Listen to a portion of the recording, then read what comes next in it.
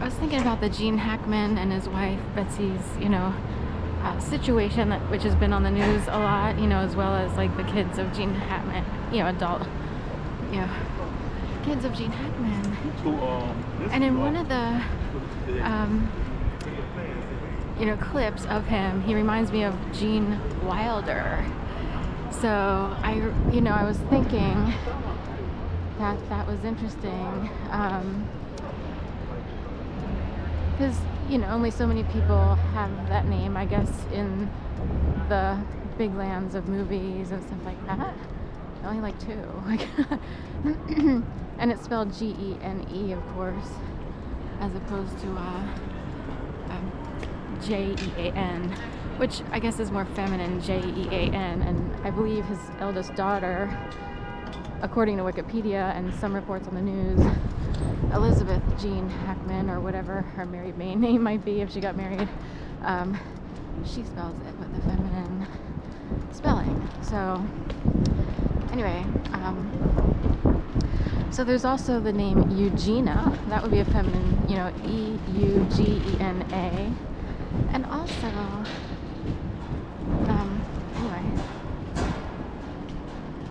some people see the word gene and they think of genomes or genes, and we are made up of DNA and genes, and some people really look at that stuff, and of course Gene Hackman could have a special connotation, hacking genes or what have you. So whatever you want to interpret that, I have no idea.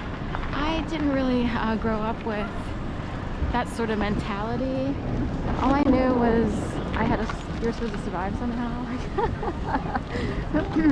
So I didn't,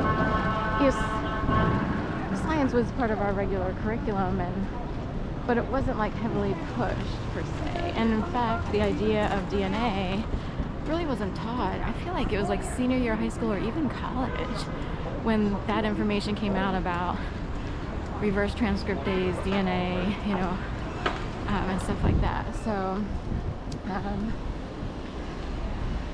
anyway, this whole thing, is a tragedy. And even at 95, when people are sort of wondering, how long you're going to live or whatever, or even in the your 60s, in your 50s, you start to wonder, like, please, can I make it to at least 80s, 90s? So,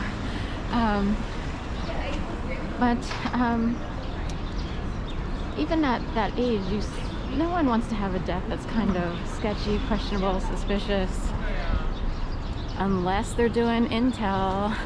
So that's what someone said, and I don't know what that means, other than in that world of Hollywood and higher up people, I mean, they lived in a seemingly compound in a special community or standalone location in New Mexico, which kind of screams, oh, was he a giant who was part of the controllers of a community? It sounds, when you're an independent person, you're like, well, I don't know what you mean, but there are people way up there who go unseen. And, during he retired from being an actor and movie making, to maybe help maintain a community. Because who are those mysterious people who help make sure people live lives? There are many people out there struggling, wondering, like, what am I supposed to do? Like, where do I get a job? How do I feel ambitious? How do I work, And if you have a really good helping hand or giant in the sky, this is a theory, those persons or person could make sure people live quality lives when normally they would be sitting there, get this, watching TV. So in a way, that's someone's theory, because someone I know looked at the house and all the aerial views and thought, so he didn't stay in Hollywood, he didn't do that whole thing, he didn't live in Beverly Hills, he went out to New Mexico. How many people live in New Mexico from Hollywood? You know what I mean? That we know of. And anyway, it's just a theory. And for someone to live to 95, that means they needed someone in place for a long time to help maintain peace, dare I say law and order. That those words can sound so forceful, especially in a liberal city, but to maintain peace, a good civilized existence for all, so that everyone can prosper and experience the quote-unquote American dream. So that's someone's theory on that situation. So 95 is pretty good. Most people don't live that long, so maybe they needed him there. Of course, the whereabouts in New Mexico he was, and he and his wife, happens to also be the location where Rust was being filmed. And when the incident occurred with a producer or what have you on the set being shot by a loaded gun, Rust, that movie Rust with Alec Baldwin, same town as Gene Hackman and Betsy, and so forth and so on. Another theory that came up, the dogs. 2 of the dogs might have been able to, get this, trained to pick up on poison should food be poisoned. So they would know not to eat anything. That's a theory, because they had 3 dogs. There's a million variations, but 1 dog passed away, 2 others lived. What if someone knew to have 2 highly trained German shepherds or what have you who could detect, it's like old school poison. It's like old school castle land where the king had the jesters or what have you eating food before him to make sure the food was good.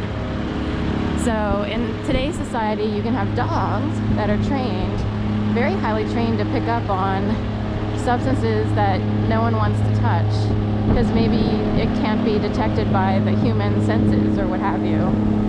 That's another theory. Having walked dogs for a lot of people, and a lot of people with seeming wealth, I do know that dogs can be very highly trained, and it can be, for a dog walker, an unsuspecting dog walker, it can be a little bit annoying. Because it's like, no way did this dog do this, and you're looking for clues all over the house. Like, there's no way she got out of the crate. Like, how many locks do you have to put on a crate and if you put on an all-out lock on a crate, then someone would have to come in and let the dog out while you weren't there or something but if there's a crate with really good latches, there are dogs who can actually unlatch the latches. I've seen it done. I've locked the door leaving a client's house, like closing up, and I can see the dogs. They're supposed to stay in the crates for various reasons, sometimes training, sometimes they run around the house and eat the cat's food and stuff like that. And it's like, no way, there she goes. She's actually with her nose lifting the handle of the crate. She can jiggle it to the point where the crate might as well collapse. I was like, no way, that explains like all the escapisms and frustrations. There's a lot more, many more examples.